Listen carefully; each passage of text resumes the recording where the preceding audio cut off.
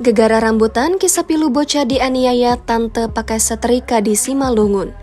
R, bocah yang disetrika tantenya SM gegara habiskan rambutan di Simalungun, Sumatera Utara, saat ini diketahui masih terbaring di Rumah Sakit TNI Pematang Siantar, Sumatera Utara.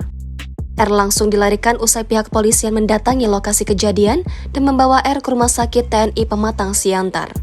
Kami langsung membawa R ke rumah sakit agar mendapatkan perawatan intensif yang dibutuhkan, kata AKBP Ronald FC Sipayung dalam keterangan pers yang diterima tribunmedan.com pada Sabtu 7 Oktober. R mengalami luka bakar 30% akibat setrika panas yang ditempelkan di perut dan punggungnya. Namun, hasil pemeriksaan laboratorium R juga didiagnosis tipes.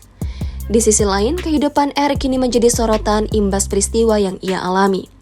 Ternyata selama ini R memiliki nasib pilu lantaran ditinggal kedua orang tuanya sejak kecil. Sosok R yang diketahui baru berusia 5 tahun ternyata tinggal bersama kakak kandungnya. Bukan tanpa sebab, hal tersebut lantaran ia ditinggal oleh sang ayah yang meninggal. Ayah R meninggal pada April 2023, sehingga R dan kakaknya yang kini duduk di bangku kelas 2 SD diasuh anggota keluarga lain.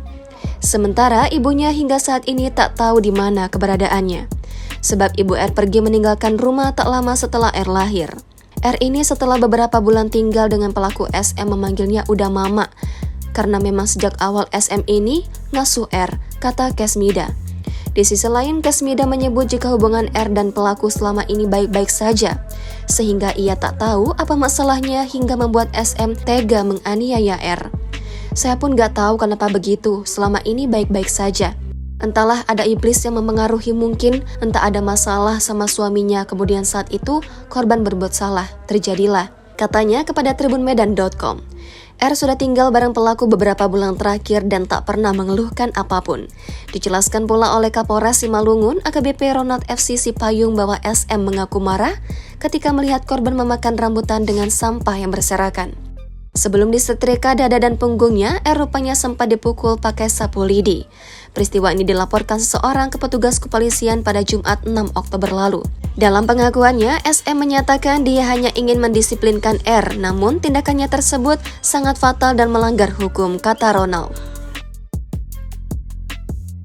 Download Tribun X sekarang, menghadirkan lokal menjadi Indonesia.